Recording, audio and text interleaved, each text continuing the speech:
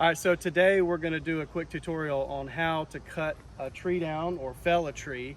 And we're in Florida, so we have a lot of pine trees, and my neighbor was gracious enough to let us do a little bit of video here today. He's spent a lot of time topping out a lot of these pine trees, so it makes it really easy because there's no cantilevering weight at the top, so it's just slicked all the way up. So all we're going to have to do is just go up to the tree, get an idea of where we want it to fall, and then we're going to start cutting. So I'll talk about the different types of cuts.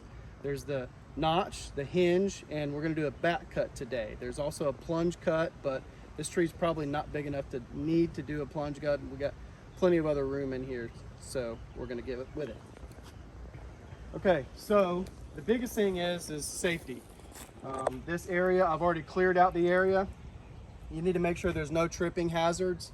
You need to make sure that you have a good, clear 45-degree angle of your escape route. So I'm probably going to escape down into the ditch here because there's a lot of other brush and debris on this side. So whenever the tree falls after I cut, I'm going to go at a 45-degree angle just in case the tree falls the wrong way, which is backwards. So we don't want it to fall on anybody. The goal is to go at a 45-degree angle away from the fall of the tree. So I've already looked at the tree from back here. You see that it does have a little bit of side lean to it. So if we were to cut the tree and drop it over here, it would be very, very easy. But we're actually trying to redirect the weight over into the area that's somewhat near the house, but also away from this palm tree. So what we're going to do is we're going to do our first cut, which is going to be the notch. And you start your notch from the top down, and it's going to go at an 80 or 70-degree angle. So I'm going to cut a 70-degree angle all the way down, roughly 25% of the diameter of the tree. So once I cut all the way down to that 25% mark, I'm going to stop, pull my saw out. Then I'm going to go turn my saw horizontally and cut all the way to the edge of where that notch was, the very bottom of the notch. And basically I'm just going to cut a big wedge out of this base. Then, as long as I know I'm angled properly, and I'll show you on my saw how I do that, then I'm going to come behind and do a back cut, which will be roughly 1 to 2 inches above where the bottom of the notch was. So if the bottom of the notch is here, I want to start my cut somewhere up in here. Let's walk back and see exactly where this tree is going to fall. Now, a good trick to measure the height of your tree is to take your axe and put it in your armpit and grab it right at this point where your fingers reach. So from the base where my fist is to the top of the axe, or technically in the bottom of the axe, that should fit the height of your tree. So I'm going to walk backwards until this top hits that top. And that will give you the general height of the tree and therefore where this thing will drop. So I'm going somewhere in that neighborhood there. So as line of sight goes, we should be dropping this tree somewhere in this mark. Now you can always give yourself a little bit extra room. So this is my mark right here, my target mark. So I'm giving myself a little bit of extra room in case we're 3 or 4 feet off either way. So a couple of things about your saw that most people don't really realize were there, that this mark here, this is your line of sight. This is called your felling sight. So as you're standing up to your tree, wherever this felling sight is pointed towards, that's where the base of the tree is going to land. So as you turn your saw, which I'm going to turn it and basically give a direction where the base is going to go. So my goal is to hit that stick over there, and I'm going to line it up directly with the stick. As you're cutting, sometimes the saw can move. So make sure that when you get done cutting the top of your notch, that you're still pointed in the right direction. Another thing is make sure your saw is warmed up before you start cutting. Make sure your fluids are topped off. Make sure your air filter is clean. You don't ever want to get halfway through a cut and then your saw shuts off on you. So go ahead and start it, run it for a little bit, get it nice and warm, and then you can start making your cuts.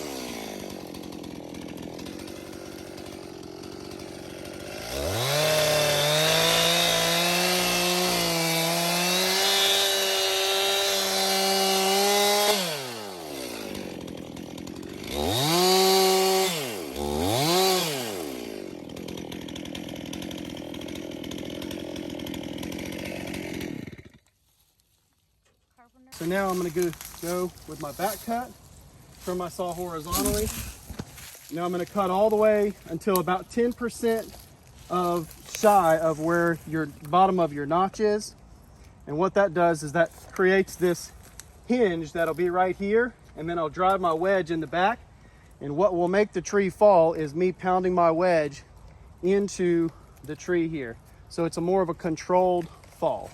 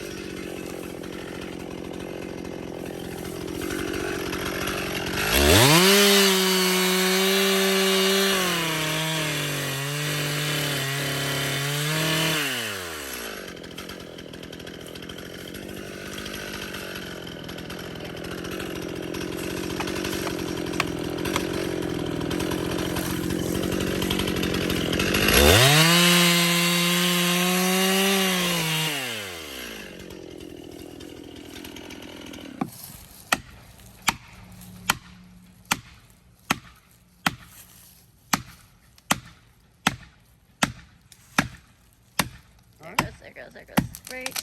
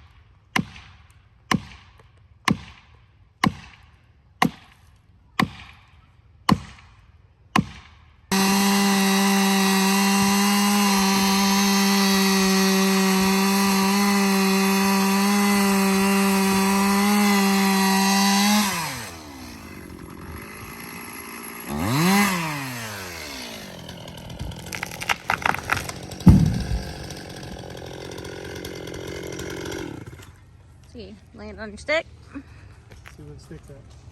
Which stick is it? Just off it by about maybe a foot. Pretty dang close. That's about right where you wanted it to go, ain't it? Yep. Not far off.